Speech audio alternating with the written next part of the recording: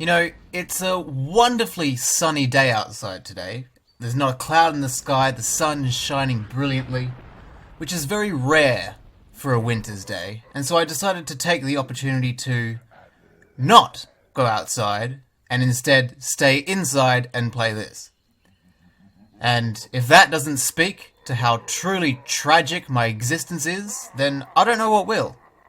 Now, I've learned from playing through the first Crash game and the second Crash game on this channel that things can get a bit, shall I say, lonely playing through these games by yourself. So for this episode of the playthrough, what I've decided to do is bring along a few friends who are going to join us and who are going to experience this game with us. So bear with me as I introduce our first friend.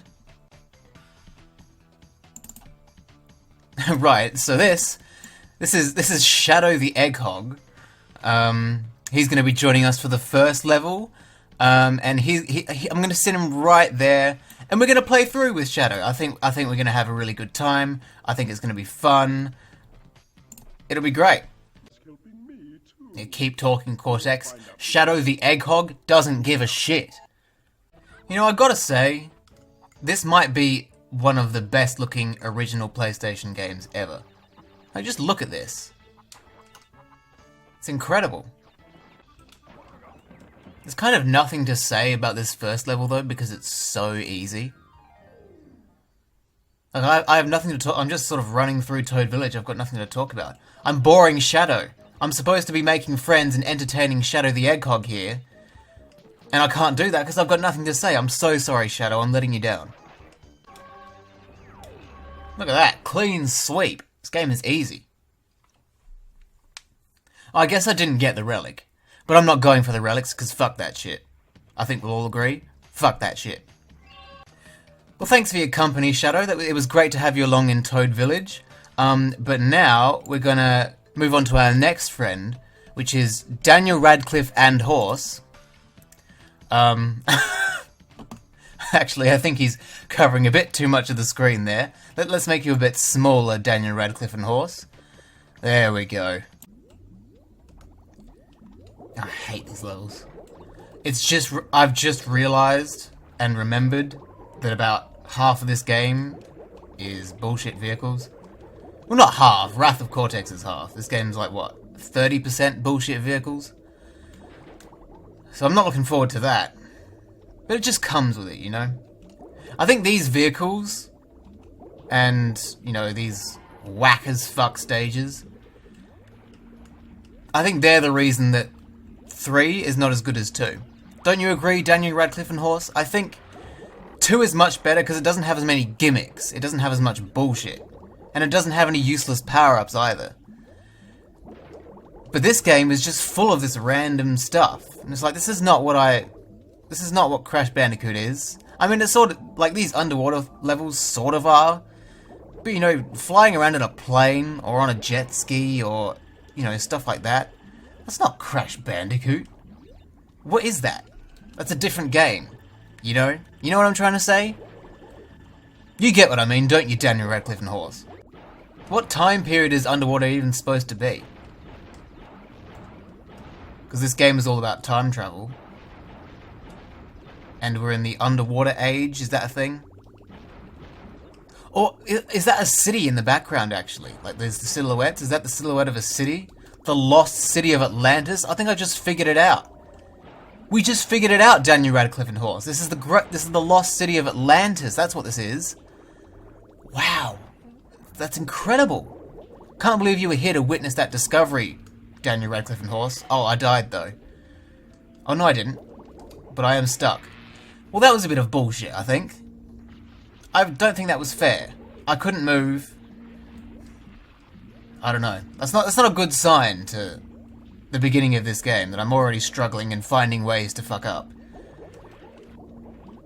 I'm so sorry you had to see that, Daniel Radcliffe and Horse. No! Oh, I lost the thing at the wrong time. God damn it. We're not even going to get the gem. I missed the second one anyway. I missed 2 crates. I'm so sorry. I let you down, Daniel Radcliffe and Horse. I'm so sorry. Now, I hope you'll all welcome our next friend, who is called Bayonetta with Too Many Legs. Yeah, I think we can all agree she definitely has too many legs in this picture. But it's okay, because we love her anyway, don't we? Welcome to the episode Bayonetta with Too Many Legs. I hope you'll enjoy it. I have a feeling you're going to love it here. Orient Express. I hear that's Bayonetta with Too Many Legs' favourite level, is Orient Express. So, I'm sure she'll really enjoy this. Does anyone know what the Chinese characters on the banners say? Because I can't read Chinese. I learned a bit of Chinese at school, but the only thing I remembered was Han Bao Bao, which means hamburger. I don't think that's what they were, I don't think that was on the signs as they were building the Great Wall of China, I mean, it could be. I mean, it's red and yellow. They could be advertising Macca's, McDonald's, Han Bao Bao, McDonald's. I know that's not what it means, but you never know. It could also just be that red and yellow are the colours of China. That's probably what it actually is. But I like my theory, and no one's proven it wrong yet, so we'll go with it. What do you think it says, Bayonetta with Too Many Legs? I know you've got too many legs to be worrying about this kind of thing, but I feel like you might have some input here. Did we do it? We've got all the crates!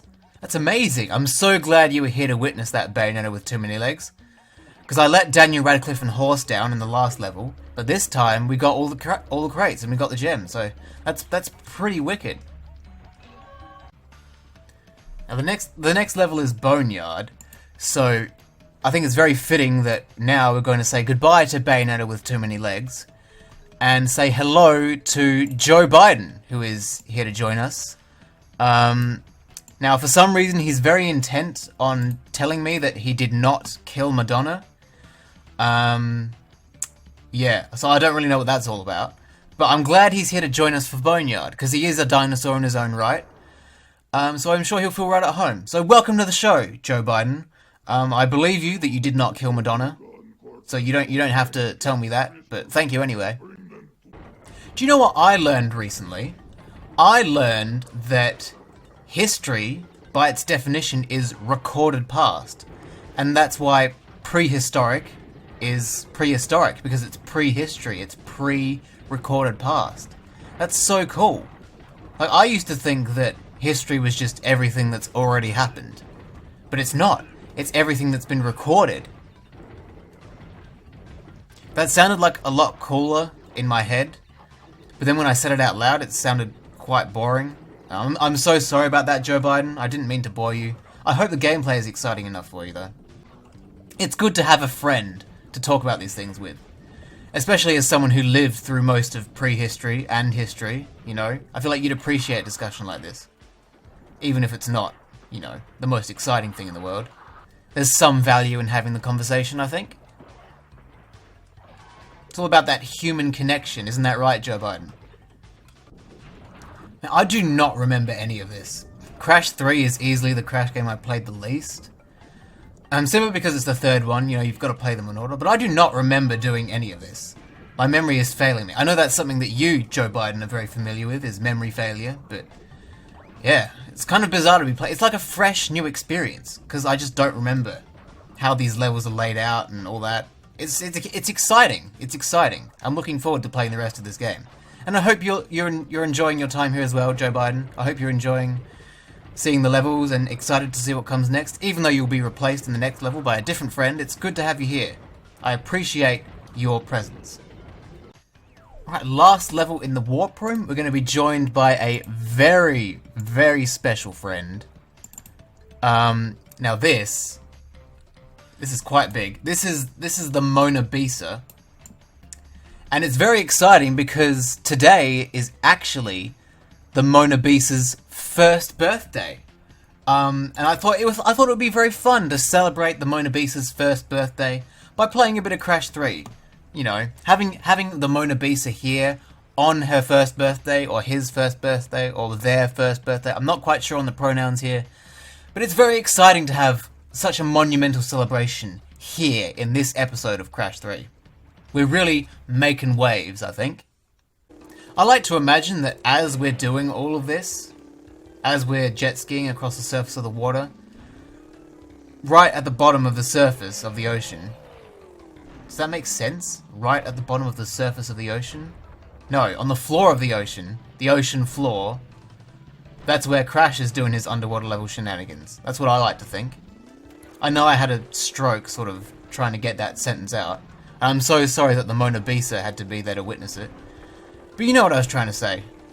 I think it's likely, because really, there is only one ocean. I mean, I know that there's like 7 with different names, but they're all connected. They're all one giant ocean.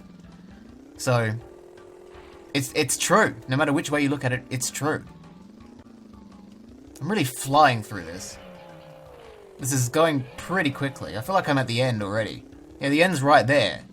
I feel like I've hardly done anything. I don't feel like I deserved that. You know, nothing exciting is happening. I'm getting all the crates quite easily. I feel like this is a massive letdown for the Mona Lisa's first birthday, you know? Would have been expecting something a bit more monumental and grand for such a monumental occasion, but... you know, this is all I've got. I'm so sorry, Mona Lisa. I know you're probably expecting more for your birthday celebration, but I just don't have anything else to offer. I cannot apologize enough. But thanks for showing up anyway. It was nice to have your company. I think for the boss fight, it's only fair that we invite all of our friends back to witness it. Because there's going to be a crowd.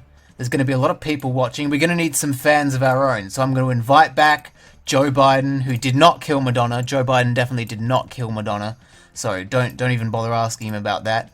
We're going to invite back Bayonetta with too many legs. Where is she? There we are. Bayonetta with too many legs. Welcome back. It's good to see you again. Where am I going to put you that's not going to be in the way? They're all too big. That's the problem. Alright, I'm going to shrink you down, Mona Lisa. I'm going to shrink you down, Bayonetta with too many legs. Alright, you can sit there. Joe Biden, who did not kill Madonna, you can sit down there. What have we got? What have we got? Who else have we got? Who's next? Who's next? Daniel Radcliffe and Horse. Welcome back, Daniel Radcliffe and Horse. I'm going to sit you... You know what? You can sit in the middle there. Daniel Radcliffe and Horse. You can sit right there. And... last one, who joined us first. He was our first guest. I haven't forgotten about him. Shadow the Egghog. Welcome back. I'm going to sit you right here. And actually, I'm going to move Daniel Radcliffe and Horse there. And we're good. Everyone's here. The whole gang's here. We're all ready to take on Tiny Tiger in the Colosseum. This is going to be a monumental battle. A battle of legendary proportions. You may have hundreds of cheering fans, Tiny, but I have the support of 5 very close friends who have joined me throughout this adventure so far, and we are going to kick your ass. Look at that.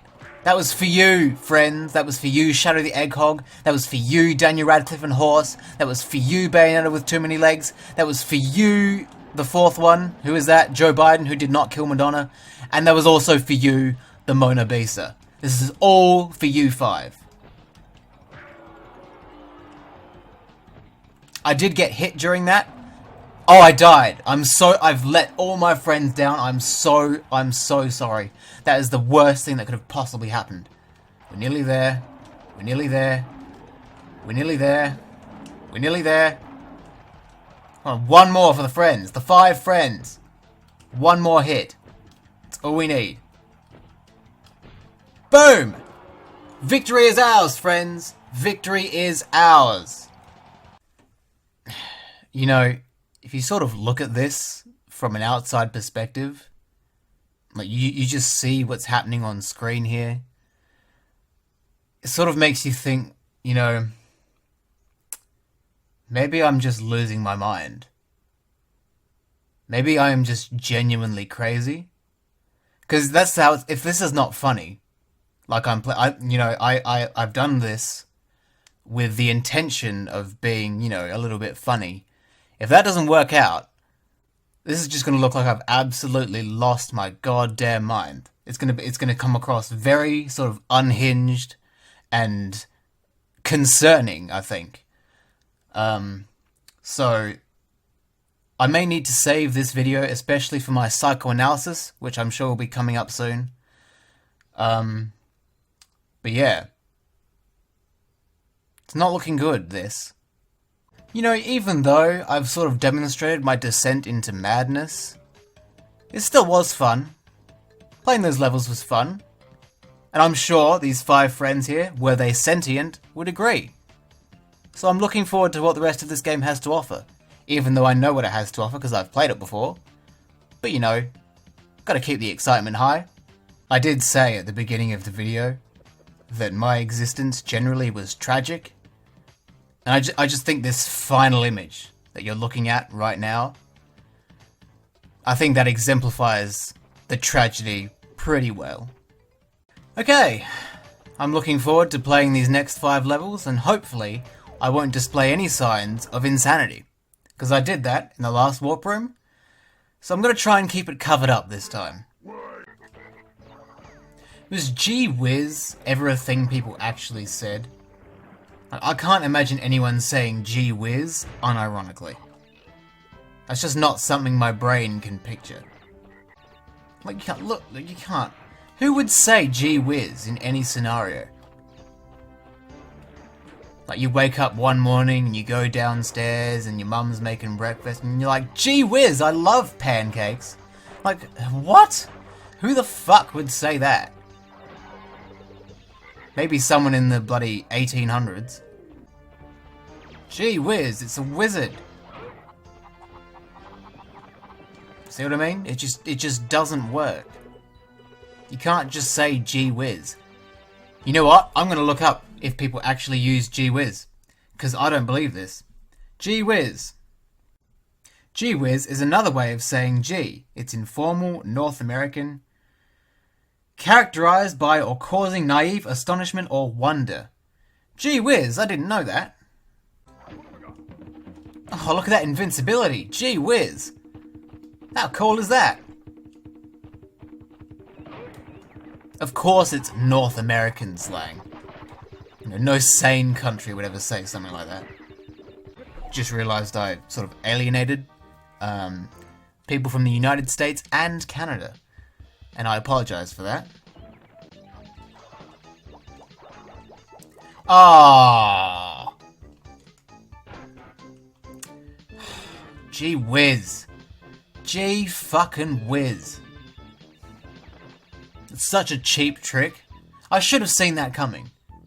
I should have known that was going to happen. Gee whiz, man. Gee whiz. Oh, we got all the crates. Gee whiz. I wonder how many times I can say gee whiz before the video ends. Now this level is iconic. Hang 'em high. This is the level I think of when I think of this game. Like, this hang 'em high just typifies this game for me. Okay.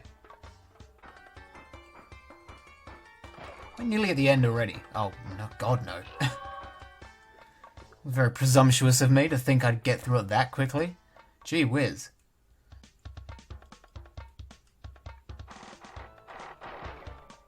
Oh. Was that a mistake? That might have been a mistake. Hang on. Oh, never mind, oh my god. Oh, gee whiz. Got all the crates again. On a roll today. I mean, I was never going to get the yellow gem, and I don't intend to, because you need like 10 relics to do that. And I'm not doing the bloody relics. Not in this game. I don't have the patience for that. Honestly, to the people who go out and get all the platinum relics in this game, I think they should get like a cash prize, because it's so hard. I mean, I've done it before, but it's really hard, and it's really time consuming as well, which is ironic because the whole point is to get it done quickly, but it takes so much time. Like, you should honestly be rewarded for going out of your way to do that. In before all the people say, oh, but completion is its own reward. Fuck off. Fuck right off with that bullshit. Oh, did you see that corner cut? That was sick.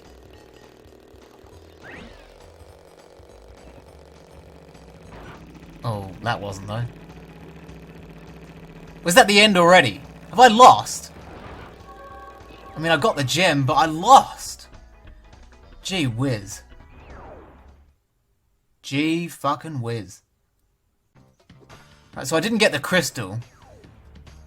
So we have to do that level again. I hate that you can't just restart within the level. I'm pretty sure you could do that. Or is that just in time trials? Who knows, man? Who even knows at this point? My favourite version of these motorbike levels is actually Area 51, which is a secret level that you need, I think, 15 relics to do. So I'm not even going to get to play it in this playthrough. Shame, isn't it? Shouldn't hide things behind relics, because people will get upset. Like me. I mean, I get upset about almost anything, but still, hiding completely original levels behind relics? Gee whiz. What kind of monster would do that? Oh, that was not very good. Oh, don't tell me I've lost again. Are you joking? Ah, gee whiz, man. Come on. Please let me just restart. Oh, for fuck's sake. There's no fucking around this time. I'm just serious, hardcore racing. I'm going to pretend this is CTR. You're going to see some awesome drifts. You're going to see some blue flame. It's going to be amazing. I don't know how I'm going to make the blue flame happen, and I don't think you can drift in this. But you know, just go with it. I just have to overtake this bastard. This absolute bastard. You were born before your parents were married, you bastard. I'm in first! Okay, I just gotta maintain the lead. Maintain the lead. Maintain. Oh, you fucking moron, what are you doing? It's okay, we won anyway, That took too many attempts. That was the first of these motorbike levels. That took too many attempts. I'm not happy about that. That's a bad sign for the motorbike levels to come. This level is sort of also the level I immediately think of when I think of this game.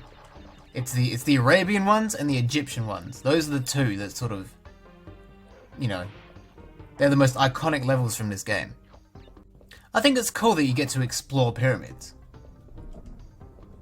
I mean, you can't really tell that it's a pyramid because you don't actually get to see the whole thing from the outside. But it's implied that it's a pyramid, you know? And it's cool. It's really cool. And the great thing about pyramids is, when you build them, they actually give your builders an extra charge that you can use. There you go, there's a joke for all the Civilization 6 players. How about that? Referencing other games in an attempt to make a joke. Which probably didn't land because I don't think the Crash Bandicoot and Civilization 6 fanbase crosses, but I don't think they cross very often. So this whole exchange was just pointless. Oh well. Life is pointless, so who cares?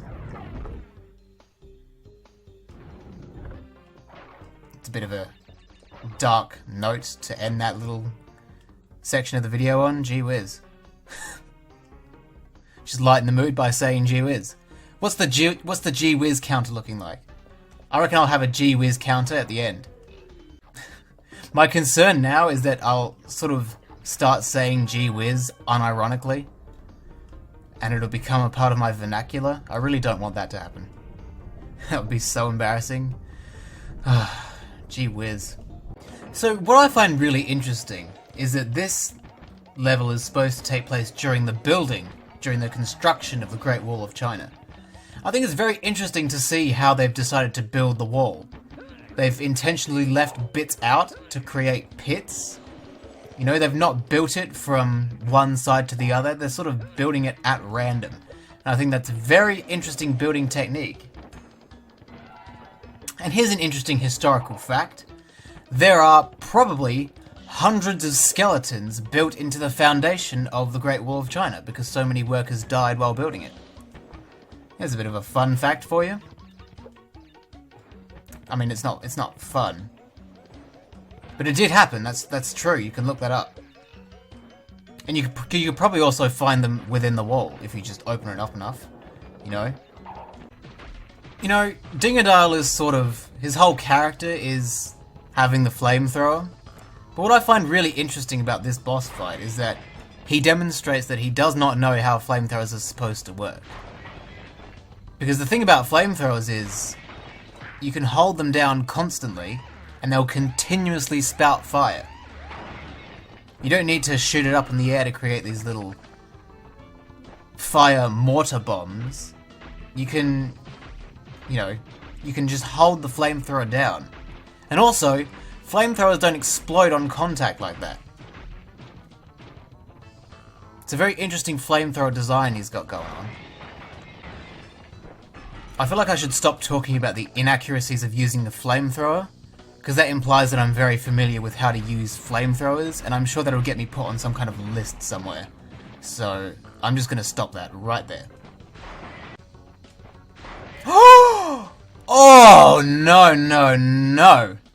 No, I'm not happy with that. I'm not happy with that at all. Let's just cheese this boss fight. Yeah, you killed me. You kill me cheap. You kill me in a cheap way. I'm gonna kill you in a cheap way. Fuck this boss and everything it stands for. I'm cheating. I was gonna do this honorably, but you had to go and be a dick. So I'm gonna be a dick back. Fuck you, Dingodile. Fuck you, Dingodile. Fuck you, Dingodile. What a turd. An abomination, that's what you are. Gee whiz. Gee fucking whiz. Overall, that warp room I think was pretty successful. We failed at that motorbike level a few times, which is understandable because those motorbike levels are dog shit. But beyond that, I think it went pretty well. We did miss the box gem in Midnight Run. I was too busy talking about skeletons built into the foundation of the Great Wall of China, so that's something to work on for next time.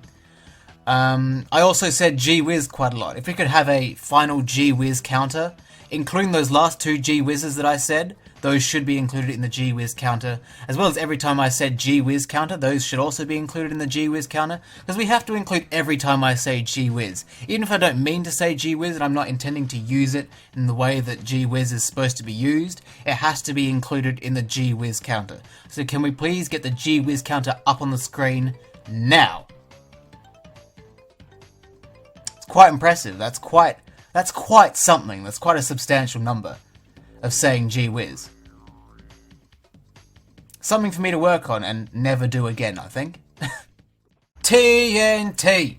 Dynamite! TNT! Is that how the song goes? Forget it. Forget it. Just forget it. Let's just play the level. Jesus. Right, so I want to talk about food just for a little bit here, because I've got some thoughts about food, and they're not good ones. So, the thing is, well, first of all, I should say that I don't really like the act of eating food. I think it's gross, I think it's annoying, I think it's just tedious that we have to do that. Eating is just gross. You put food, well, I'll get to my problems with food in a moment, but you put food in your mouth and then you mash it up and chew it with your teeth, provided you have teeth, and then you swallow it and it goes inside your body and into your stomach, and then it comes out of your ass as shit. That's just gross. I don't like the process of eating. That's horrible. But it wouldn't be so bad if I didn't have a problem with food. Now, here's my hot take on food. A spicy take, if you will. I think food is too complicated. There's just too much going on with food. It doesn't need to be a complex combination of ingredients. Food just needs to be food. I should probably elaborate on what I mean by that. When you think of, someone's favourite food, when you ask someone what their favourite food is, they're going to say something simple like ice cream, or chocolate, or, I don't know, fucking the souls of their enemies. You know, something that has a distinct flavour, something that's simple. It's something that's simple. It's always something simple, right? No one's favourite food is bloody Spanish paella or whatever. You know? It's always something simple. And the reason people like it so much is because it has a distinct flavour that's unique to that food item. You know, nothing else tastes like that, and it's a very simple and memorable taste. The problem with a lot of other food, like, you know, I just mentioned Spanish paella, and there are what's another complicated food? I don't know, I can't think of anything right now. But a lot of food has the problem of having too many ingredients and too many flavours. And I don't enjoy that. I think that's a bit much. You know, when you're being bombarded with spices and seasoning and salt and pepper and all these little chunks of, I don't know, vegetables and meats and all kind of other crap that you just can't, your brain can't comprehend it all at once. It just makes food too complicated. There are too many flavours, and it makes me nervous and I cry. And I don't like it. I don't like it when food has too many flavours. And that's what my problem with food is. I just think food is too complicated. It should be simplified. Not everything needs to be some sort of Michelin star Gordon Ramsay type of shit. It needs to be simple. Like, I would not mind if you just gave me, like, I don't know, a bowl of corn chips or whatever. That would be fine. I would eat that happily. But as soon as you start adding, like, spices and extra flavours and all, it's just too much. It's too much for my poor little mouth to handle. I really don't know where that whole rant came from. And I'm probably going to cut most of that out of the video. Oh, no, I can't, because I was doing it through the whole level. That's probably not a good way to start off this warp room. I'm just going to stop talking about food. I think you got the idea of what I was saying anyway. Fuck food. If I could live off liquids, I would. Speaking of liquids, underwater level. My favourite. Oh, you can go faster by mashing jump. That's cool. I didn't know that. I mean, it doesn't make this level any more enjoyable, but at least it makes it go slightly faster. I don't know, what even are these things? The real ocean doesn't have anything like that. It's bullshit, man. It's just bullshit. I know the red gem route here. Oh my god!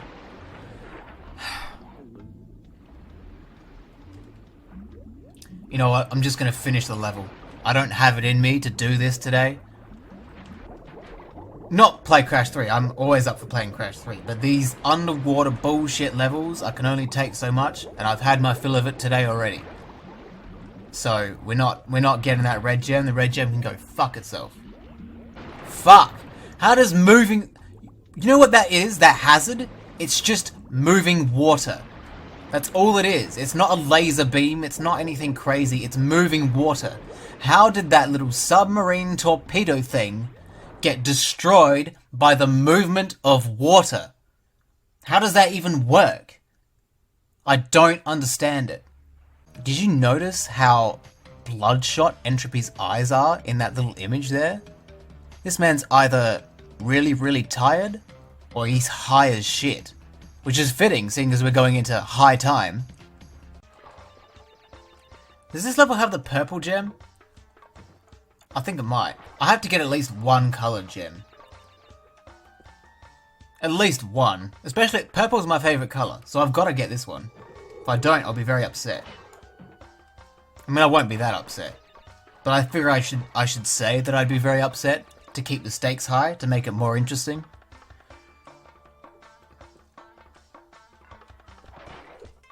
So I am technically just lying, but you know, that's showbiz, baby. I don't like that catchphrase. I think I'm just gonna put a stop to that right now. Oh, that's right, I've got the double jump. I hate the power-ups in this game. I think the power-ups are so stupid. Like, especially ones like the supercharged body slam. Like, who is that for? Who needs that? Who wanted that in this game? It's not useful. It doesn't do anything that the regular body slam couldn't do. And they sort of break the game as well. They make it really easy. It's just not... It takes the fun out of the game. That's why I don't like the power-ups. And that's why I think this game is inferior to Crash 2. Crash 2 is just better, because it doesn't have any bullshit. Purple gem! Right, let's kill ourselves. Is that the end? Oh, look at that clean sweep! Crystal, clear gem, and purple gem? Oh my god. That's such an amazing feeling. I'm gonna be hard for a week. Aww. Well, that just killed my erection. You heard it here first. Road crash killed my erection. And it probably would if you crashed on a road. It probably would kill your erection, to be honest. So, fair enough. Fair enough. This is putting my driving license... It's making me question whether I truly deserve it. I mean, not that I'm able to ride a motorbike. I don't have a motorbike license. So I guess it doesn't really matter. I've ridden a motorbike once. I was about, I think, 12 maybe. And I was, you know, it was my first time on a motorbike. And I was driving it, I was supposed to drive it in a straight line down a driveway. It was quite a wide, open driveway. There was absolutely no chance I was ever going to hit anything. I was in no danger at all. So I started moving. Cut to about 5 seconds later, I plowed straight into the fence. So, between that and having just lost here in Road Crash, my track record on motorbikes is not very good. I do hear, though, that actually, you know, using a motorbike instead of a car is so much cheaper. Because you know, in my head, motorbikes, you know, it's got half the wheels of a car, so everything to do with a motorbike is half as expensive. But everything is so much cheaper. Like, even things like insurance and petrol and all that, it's so much cheaper on a motorbike. But then again, there's also the danger of being absolutely slaughtered by an oncoming car, which sort of, you know, that sort of balances out. And I think I'll stick with the car, but you know what? It's something to consider. It might even help save the world. With, you know, less emissions and all that. Ooh, that wasn't very good. Oh, that wasn't very good either. Oh, that could have been better. Oh, fuck! You dickhead. That's first. I can literally see it. I can see the person in first. Look at him all smug, thinking he's top shit. I'm coming for you, mate.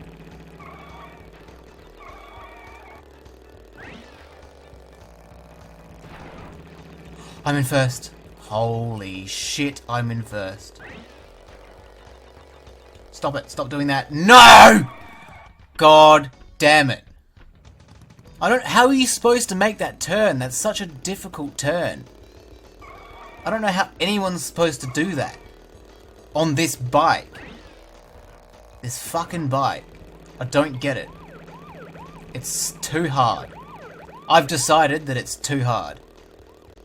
Have I done it? Have I done it? Have I done it? Yes. Fuck you, Road Crash. Fuck you. Are there any actual creatures that have two heads? I know there are some creatures that have, like, two brains. And, like, humans have two arms. Like, does anything have two heads? Is there some sort of biological evolutionary use for a second head? I was gonna say you could eat twice as much food, but I don't like eating food, as we've established. I'm just trying to think of what a good second use for a head would be. No, not a second use for a head. A head for a second... No. A use for two... Let me just start again. Oh, what? I'm too busy talking about heads. Need to get my head out of heads and focus on the game. Do Siamese twins count as one creature? Because if Siamese twins count as one creature, they'd have two heads, right? Is that even what a Siamese twin is? I keep spinning these bloody TNT crates. Hold on, I'm just gonna look up quickly what a Siamese twin is, and if it's anything offensive, this will be cut out of the video. Siamese twins. Yeah. So do they count as one creature with two heads? Or do they count as two creatures joined together? Something to think about. It just dawned on me that I called Siamese twins creatures rather than people. They're obviously people. I feel like I should just make that very clear. And I do not want to be perceived as some sort of horrible monster who doesn't recognize Siamese twins as people. Because I do. But the topic was creatures that have two heads, and humans are creatures. So, as long as we've got that clear, I think we're good. This boss fight kind of sucks. I mean, is it even really a fight? Because you can just sort of stand in one place. Like, I'm not going to move from this spot. All I'm going to do is jump and crouch.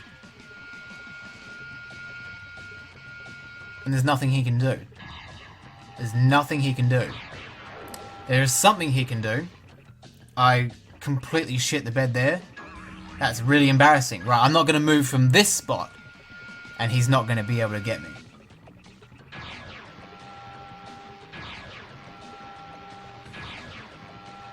There you go. That was meant to happen the first time. I sort of taunted him and called him shit.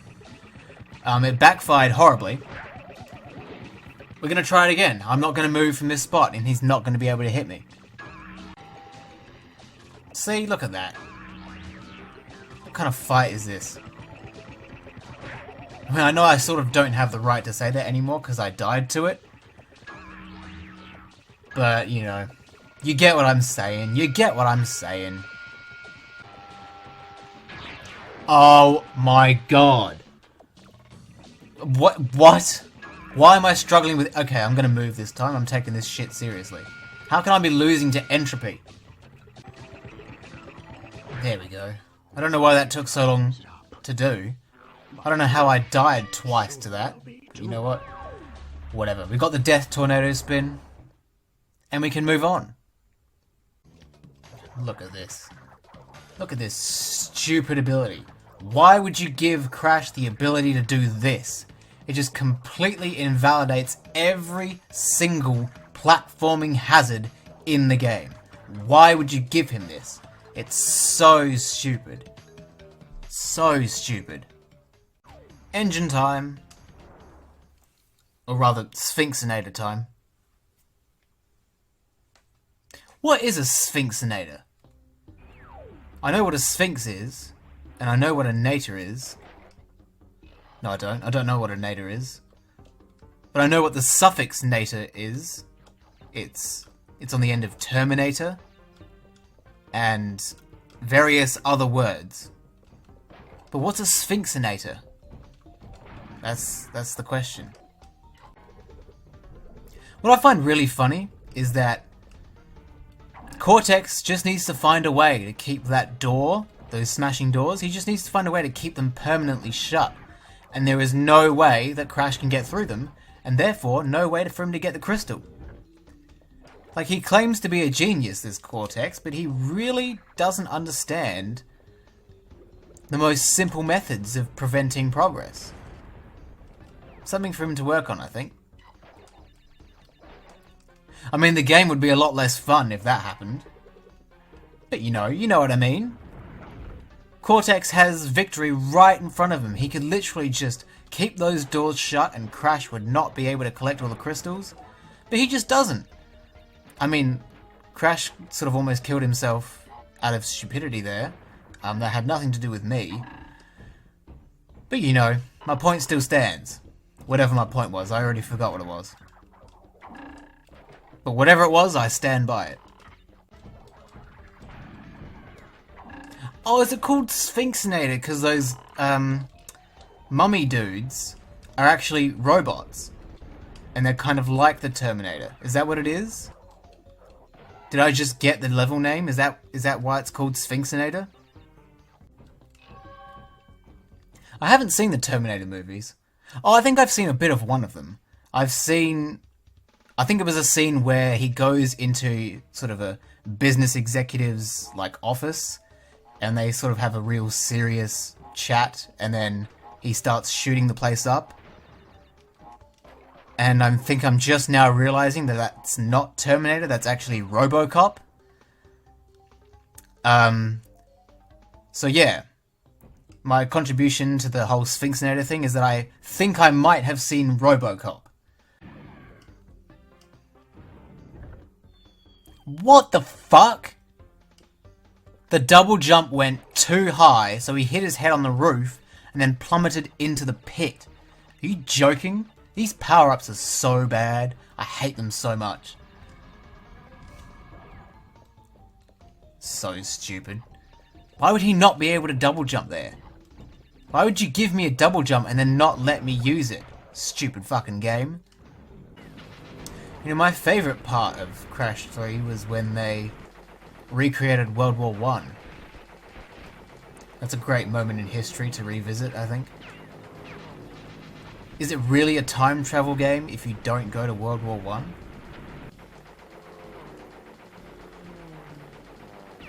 And later on, World War II? How could you not include that in your kid's time travel game? Well, that was fun. That was a really fun level. Can't wait to do that a second time. Ooh, careful. We don't want to be a dead man. Because if we're a dead man, then we can tell no tales. What the fuck? The seagulls kill you? Also, why is it so big? Those seagulls are massive. Been feeding him too many chips on the beach. Jesus. I do like these levels. I sort of give off the attitude that I hate everything. But there are some things I like, and even though this is a shitty vehicle level, it's probably the best shitty vehicle in the game.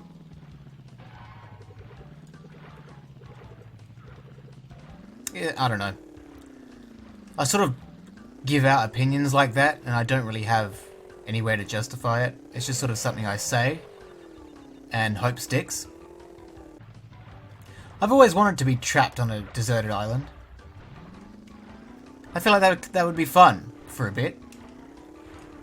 You know, have a whole island to yourself. I mean, you'd have to rely on your own skill set to survive. My skill set is very unique. And not very useful in terms of a survival situation. But, yeah. I reckon I could give it a crack. I reckon it would be fun. Maybe I'd get a tan. Because, you know, I've got vampire skin. And also, with all the physical work you have to do to, you know, climb trees and get coconuts or build shelters or that sort of thing, I might end up getting ripped as well. So I'd be tanned and ripped. I'd be the ideal man. I mean, I wouldn't be able to bathe or anything like that. So that's not ideal. But I reckon it would be fun. Next time I get on a plane, I'm going to make sure it crashes. So I can go on a deserted island. No, Mr. Crate. Fuck. Can I not get back? Surely I can get back. Surely. Give me that fucking crate. I missed it again. Coco, you suck. You are shit. You missed both of those too. God's sake, Coco.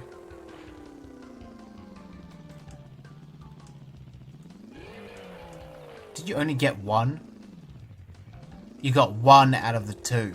They were right behind each other. God, fucking hell, Coco. Right, we're gonna get a massive run up. If you don't get this, you're shit. There we go. I missed 5 crates anyway? Are you fucking serious? Whatever. Whatever. Doesn't matter. I'm not frustrated by that at all. I wasn't going for 100% anyway, because this game has relics and fuck that. As cool as this level looks, I would not want the future to look like this. I don't think it looks very nice to live in. It looks too sort of industrial. But, you know, I think the chances of the future actually looking like this are quite slim, given that we are sort of edging closer and closer to a nuclear apocalypse. So I don't think I have to worry about that. Although, to be fair, I think out of all possible apocalypses that we could have, I think I would prefer nuclear compared to, you know, zombie apocalypse or some sort of demon rapture apocalypse. Because I think if you survive the initial nuclear blast, I feel like you could recover. You know, civilization can rebuild after that. I mean, just look at Fallout. Fallout is, of course, a series of documentaries about what would happen should we be in a situation where there is a nuclear apocalypse. And, you know, they get on relatively okay. I mean, they have a bit of a violence problem and a radar problem and, you know, everything's sort of radioactive. But once you survive that initial blast, you know, you're fine. It won't be too bad. Humanity will continue. But with something like a zombie apocalypse, you're constantly fending for yourself, and there's really no way to fix the problem. Because zombies will just keep coming and coming and coming, and there's nothing you can really do. And with something like a rapture, where the 4 horsemen of the apocalypse sort of descend and destroy the world, there's not really much you can do to defend against that. Because, you know, we've got nuclear bunkers to protect ourselves from nuclear disaster. We don't have a bunker for the heinous acts of God. So what are you supposed to do? I think that's sound logic. I think I would prefer nuclear apocalypse to any other apocalypse. I think that's fair. That's fair, right? I mean, I don't want it to happen. But if an apocalypse did have to happen, I reckon I would go for nuclear. Wait, what? What the fuck happened there? Shouldn't I have gotten hit by that nitro? I sort of slid off it and blew it up, but I didn't take any damage. What? I don't understand that. Is that some hidden Crash 3 tech that I don't know about? I've not seen a speedrun of this game, so I don't know if that's something that they do. Maybe I should watch a speedrun of this. Maybe I'd learn something. I like this level because it takes the Egyptian level style and does something unique with it. You know, it adds the water mechanic. That's pretty cool. I think it's the only sort of type of level in the game that does that, where it builds on the hazards and all that, and makes it more interesting. Even though I'm fucking it up royally, it's cool. It's cool. The only thing I don't like about the water gimmick is how quickly Crash just drowns. Because as soon as he gets too deep in the water, he instantly drowns. Like, you would be able to hold your breath for a while, sure. I mean, I've nearly drowned once. I was at a swimming carnival at school, and they were, you know, well, it wasn't a swimming carnival, like a swimming day. It was more a learning how to swim day. And they put us in the sort of deeper section of the pool and sort of ushered us all to the edge. And I was underwater at the time, and everyone sort of kept swimming over me. And I couldn't breach the surface of the water to get back out and breathe. I was under so many people. And I did nearly drown. But I held my breath for a solid, you know, 30 seconds. You know, I was alright. So the fact that Crash just drowns immediately is quite something. And I would like to see that explained at some point. Not from a game designer, but from a biologist.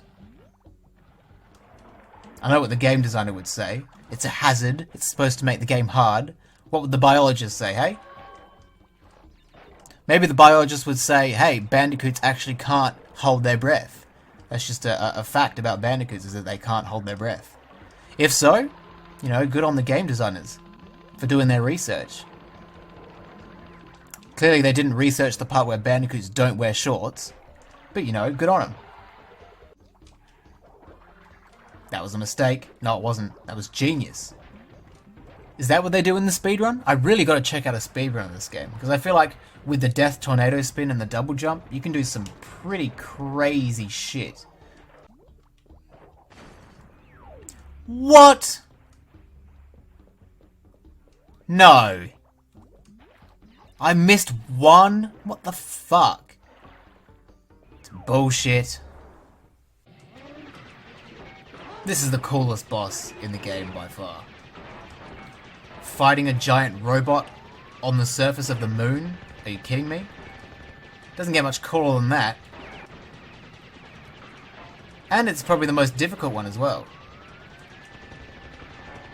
I mean, not that that's, you know, difficult for a boss to do. Because pretty much every boss in Crash is easy. But this one comes the closest to having a level of difficulty. Also, I always thought Engine in his little cockpit there looked like a squirrel. I don't know why. And Pura comes on with his space dick and attaches onto Coco's space vagina. I'm gonna stop. I should not have said that. Oh, Jesus. Oh, come on, look at it. Look at it though. Look at it from this angle. That's definitely a massive space dick that Pura's just come in with. Like, you can't deny that. I mean, you can deny the whole space vagina thing, but you can't deny the space dick thing. Also, I'm taking so much fucking damage. Stop hitting me. Why are these things taking so many hits to just die? I've got 1% health. I actually died. Fuck me. Should have stopped talking about space dicks and space vaginas. Just play the game. Jesus. How are they not destroyed yet? There's one. Get rid of you. Fuck off. Just fucking die. Jesus, Engine. It's not that serious. Thank you. Get space dicked. I don't know what time period the moon is supposed to be. Because I'm pretty sure the moon's been there for thousands and thousands of years. Was that supposed to be the moon landing? If so, Neil Armstrong and Buzz Aldrin must have been shitting the bed at the epic space battle they witnessed. Because bloody hell, that was brutal. It is Buzz Aldrin, right? Buzz Lightyear's from Toy Story, and Buzz Aldrin was the one who landed on the moon. Right? Yeah, Buzz Aldrin. As if it was going to be Buzz Lightyear. What the fuck is wrong with me? Final warp room, let's get it done. Gone tomorrow. Do you guys want to hear a cool story? Well, it's not that cool, but it is quite interesting. I went for a walk the other day, and on this walk I found, just lying on the ground, I found a eulogy from someone's funeral. It's not someone that I know, but I thought it was quite interesting. You don't often find eulogies when you go on walks. So I picked it up, and I took it home, and I read it. And that was a very interesting part of my life, where I read about the history of someone that I don't know. I'm not going to say the person's name, just out of respect for the family, but they died just like I did there. Not by rocket, but more in the sense that they're not alive anymore. And yeah, it was really interesting. And when I took it home, I was sort of thinking, oh, you know, am I going to get in loads of trouble for this? Because, you know, I've got it up on my bedroom wall and I don't know who the person actually is. But I figured, you know, they left it on the ground anyway, so they clearly weren't that bothered. So it should be fine. Also, I just remembered, we have the fruit bazooka. So that's exciting. What did that do? Oh, that did that. Okay. Can I hit this one too? Right, how do I get that though? Is there one for this? Am I missing something? What's going on? How do I get this one? You know what? Stuff it. Life's about living. As I found out from that eulogy. I should really start thinking about what I'm going to do after Crash 3. Because this is the last game in the trilogy. I've already done Wrath of Cortex and Twinsanity. Although I did lose the ending of Twinsanity in a sort of freak computer accident, which is not ideal. Not that the computer had an accident, you know, the computer didn't wet itself. It was just some hard drive problems that I had, which were not ideal. But anyway, we could do CTR after Crash 3. That is the next game chronologically in terms of release. But I'm not very good at the original CTR. I'm good at Nitro Fueled, but the original CTR I'm not very good at. Which means it should make for some pretty solid content. So I might do CTR next.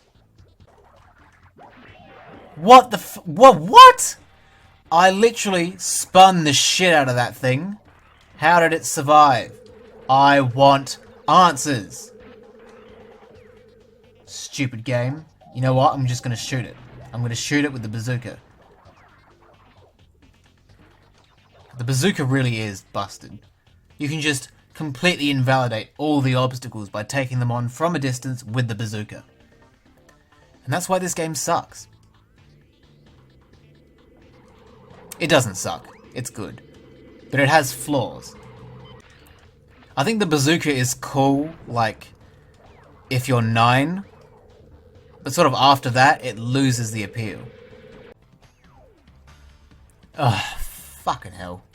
Orange asphalt. Asphalt? Asphalt? Asphalt? Asphalt. Sorry, I just had a bit of a stroke there. Okay, I'm not going for the crates. I just want to win. The last time we did a motorbike level, it was fucking dreadful. So this time, I'm going to nail it. You know what? This is the first attempt, first try. I'm going to do this first try. I know I say that a lot, but I mean it this time. It wasn't good. That's the end right there. Fuck! God damn it. It's not even the fact that these levels are hard. You can't even die in these levels. The problem is, it controls like shit. I know that's a classic gamer excuse, but it really does control terribly. I'm not taking my finger off the acceleration button. I'm not going to stop moving at any point. Might be a terrible strategy, but hey, it could work.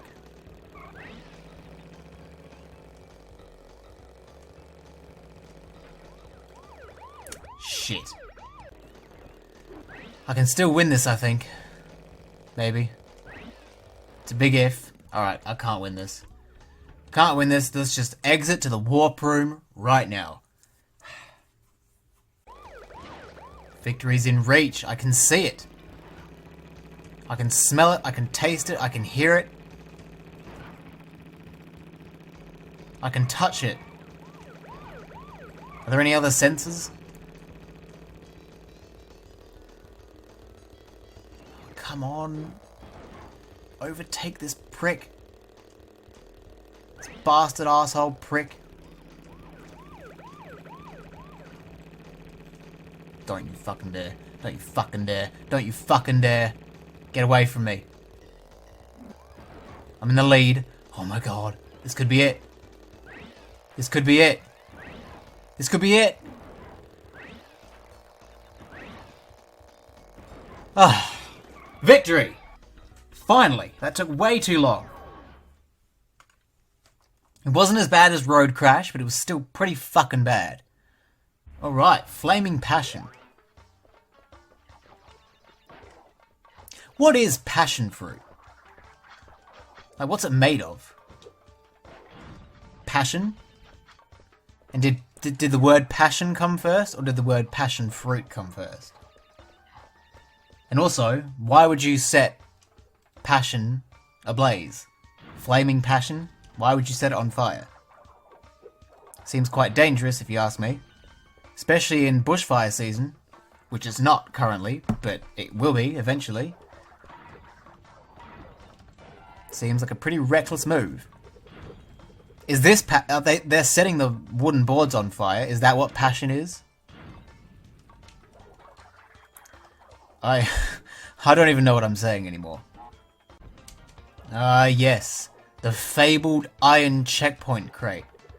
The stupidest thing to ever happen to a Crash game. Why would they make that a playable character in a racing game? I will never understand. It's so stupid. I hate it. I absolutely hate it. I mean, you would think it's, you know, bizarre and crazy enough to be right up my street. But it's not. I think it's stupid. Destroy the plane. Destroy it. Come on. This is so much more tedious than the blimps. Just fucking die.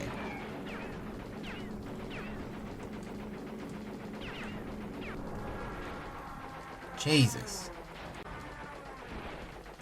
I need health. Where's health? Stop shooting me. Fucking hell. How do you defend? I don't understand. Like this? Do I just keep doing this? Is that what this is for?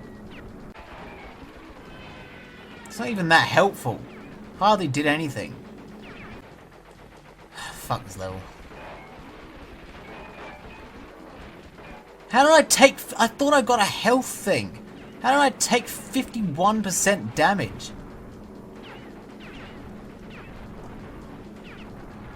God, this is so bad. I hate this.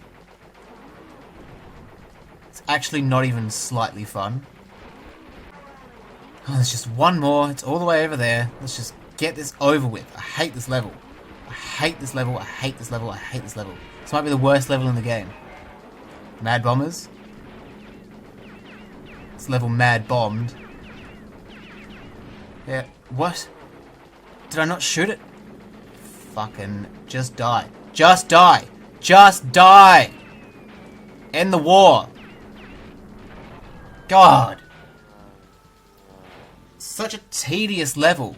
It's not even slightly fun. At least I get to wash that horrible taste out of my mouth with the best level in the game, Bug Light.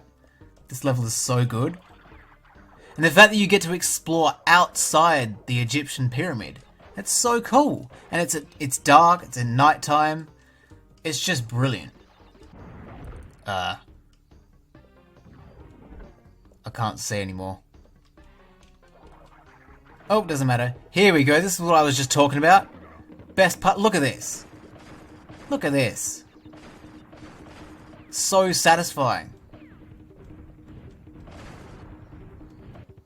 Okay, well, it's not as satisfying as I remember, but it's still pretty cool. I'm a little bit disappointed, I will be honest. But the idea is there, and it did it better than Wrath of Cortex did. That's really what this game is. It's just better Wrath of Cortex. Like, literally everything is this. It's got stupid amounts of vehicle levels. It's got that ending thing with the Nitro and the Triple Aku Aku. It's got the same warp room layout. This game is just better Wrath of Cortex. Or rather, I should say that Wrath of Cortex is just Crash 3 but worse. Which is true. I mean, it's absolutely 100% true. Maybe I can use the bazooka to find where the ground ends.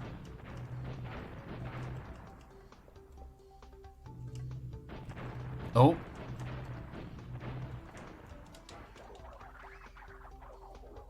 Oh, that was genius! That was so clever, using the bazooka to shoot at the ground to see where it would be. And if it missed, that means there was no ground there, so I could just death tornado spin over the gap and reach the end. That was so clever. I might be overselling it a little bit, but just let me be happy. Just let me have this one thing. Boom. And we got the gem. Excellent. Excellent. Good way to finish. A good way to finish. I repeated myself twice. I'm gonna stop doing that. Right, let's finish it off with an underwhelming boss fight. I like how they hype up Uka Uka to be this unstoppable evil force. And he's kind of just this. It's a bit underwhelming, it's a bit pathetic. And kind of funny, actually. Like, don't get me wrong, the idea for this fight is really cool. But the execution is just kind of lame. Like, it's supposed to be this epic Aku Aku Uka Uka battle. And, you know, they're just sort of dancing over there. And they're not really a threat.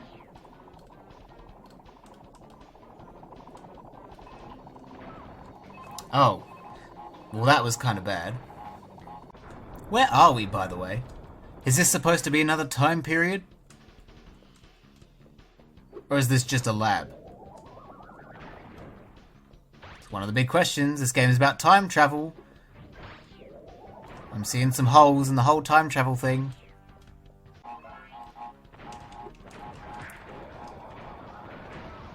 Hang on!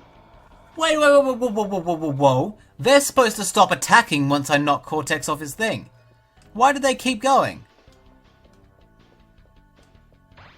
That is some bullshit right there.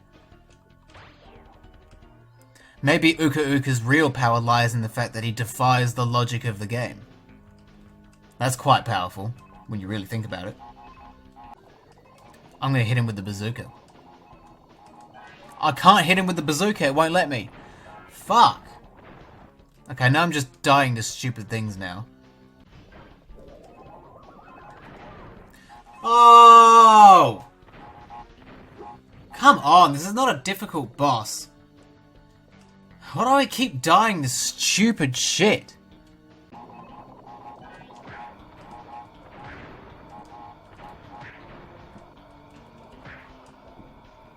Come on. Come on, get in the hole. Are you serious? What was that? That's so infuriating. Oh my god!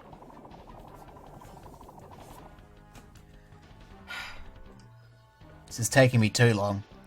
I've been here for about 10 minutes. Why is this taking so long? It's not a hard boss. If I fuck this up again, I'm gonna be absolutely furious. I've been doing this boss fight for like 10 minutes.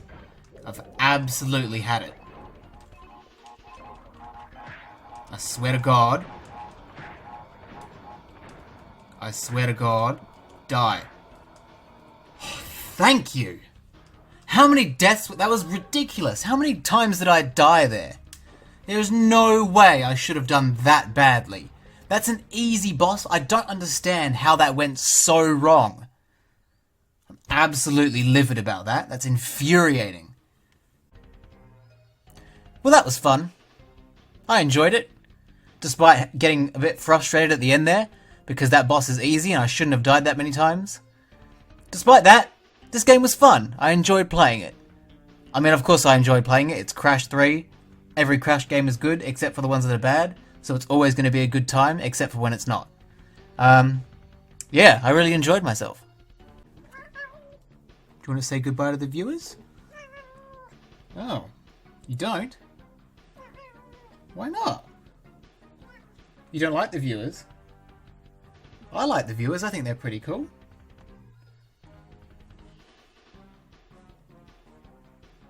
Sure you don't want to say goodbye?